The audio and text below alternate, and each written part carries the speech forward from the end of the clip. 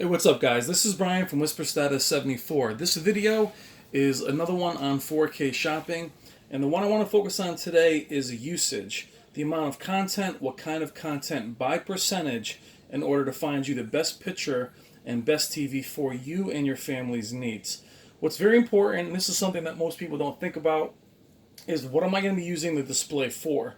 Now, what is funny is some people will say, well, I play games, I watch movies, the end, let me grab whatever, and that's fine. Some focus primarily on the gaming aspect of it or primarily on the movie aspect of it and forgetting how it will look with your cable box or satellite TV. So these are why we want to break things down to a percentage, a pretty specific percentage. I know it sounds ridiculous, it's not some magic formula, but it is very important because a lot of you are buying displays that you have a primary reason for purchasing it, and it's the little things about that display that make you crazy. Whether it's performance in sports, whether it's regular TV watching, whether it's great for games, not great for movies, really great for movies, not really great for games. And this is what I want to talk about today. It won't be a super long video.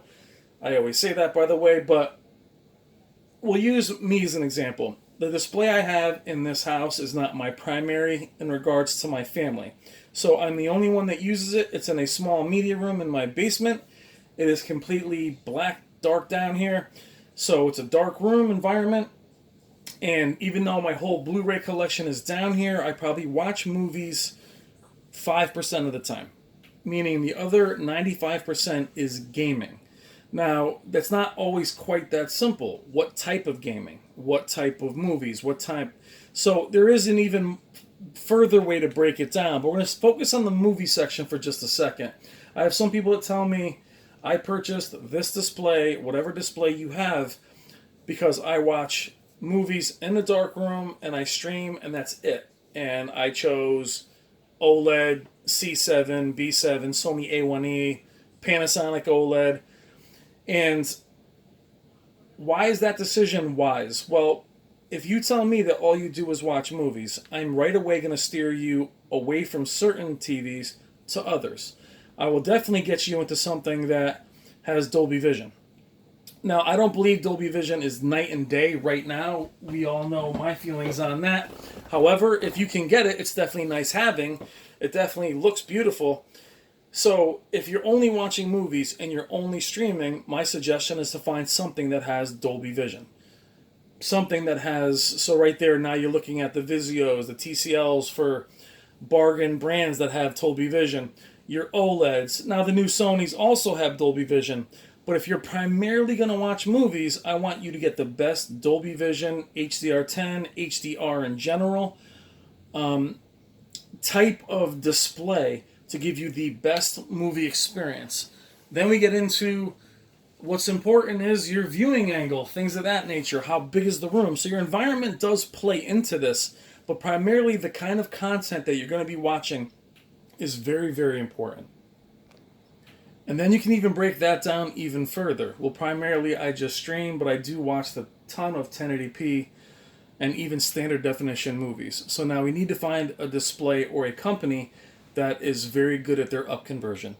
And some displays up convert better than others. It's not just the player. Some TVs just don't really handle 720p, 1080i, even standard definition well.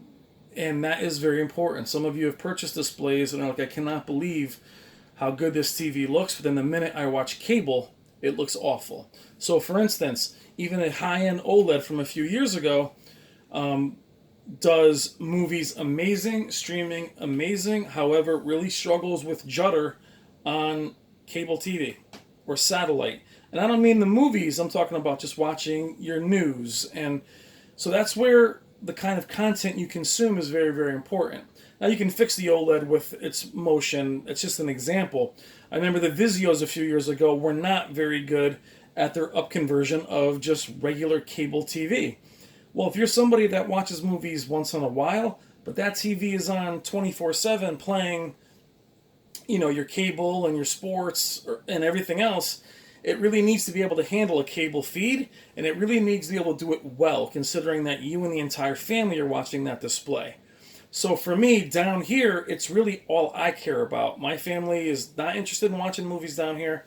We have a projector upstairs and we have a plasma that does everything very natural in the other room. But this is what I am aiming for, is what's my percentage down here. So I needed very gamer centric and movies mixed here. So 95% games and 5% movies. So streaming down here. Okay, so if streaming is your thing, then the OS, your operating system, needs to be as snappy and as fast and as detailed as possible. So, in my opinion, the Sony Android operating system is absolutely awful. If I was only streaming, then Sony would not even be my choice. I would have to go with an LG. Samsung's operating system is awesome. It picks up every device you have. It's very, very easy. I find the Android myself to be very sluggish. My Sony 900E at times, if I go too fast through the menus, will give you that red blinking light. So again, content is really driving what I'm going to be choosing. So it's very important to know what that percentage is. The OS doesn't matter to me. My 900E isn't even connected online.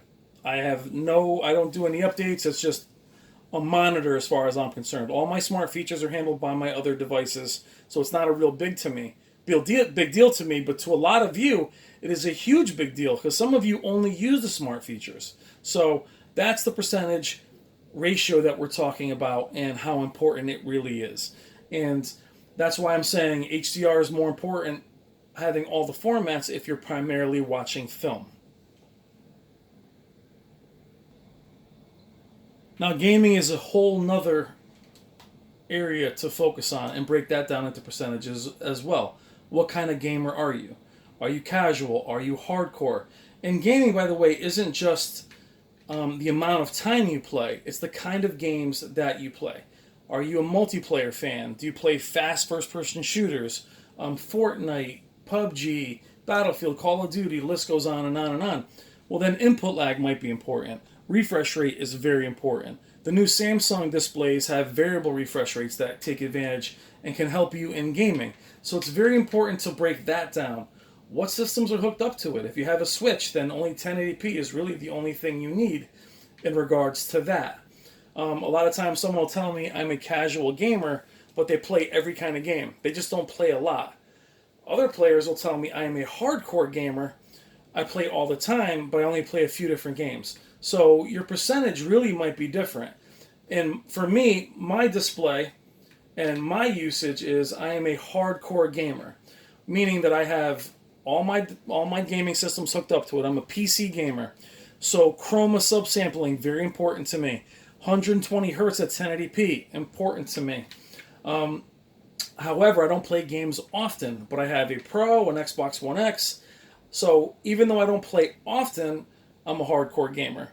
Your usage as far as hardcore, well, if you are somebody who plays 10, 12 hours at a time, I'm not going to recommend an OLED to you simply because of the burn-in and image retention. However, OLEDs can be used for gaming. I know a lot of people feel that they are not good for gaming. They are excellent for gaming. You just have to be a little bit more mindful on how long you play the exact same game and just a little more mindful on how you use it. So even in gaming, content is important. Displays with slow pixel response can cause a heavy motion blur. But if you play primarily games like this, even side-scrollers, fighting games, I didn't notice them to be a problem for displays with a slow pixel response. But I'll tell you, any game where you pan or look around your environment are affected by it. So some of our most famous, most popular displays I don't recommend for people that are going to play those kinds of titles. But if you're going to be a casual gamer in this respect, play some Nintendo Switch or some side-scrolling games, then those displays are fine. But if something that's fast motion, but even like I said, in games like Uncharted, if you're any game where you have to spin around and check your environment, then you're going to have a problem. So the percentage is really, really important, guys, on what your usage is, what content you'll be using. So when you're checking those reviews, check all the boxes, the kind of games, the kind of movies, the regular TV watching, and go through every review as diligently and as thorough as you can. Thank you as always. Please keep all the comments coming, and I will talk to you soon. Take care.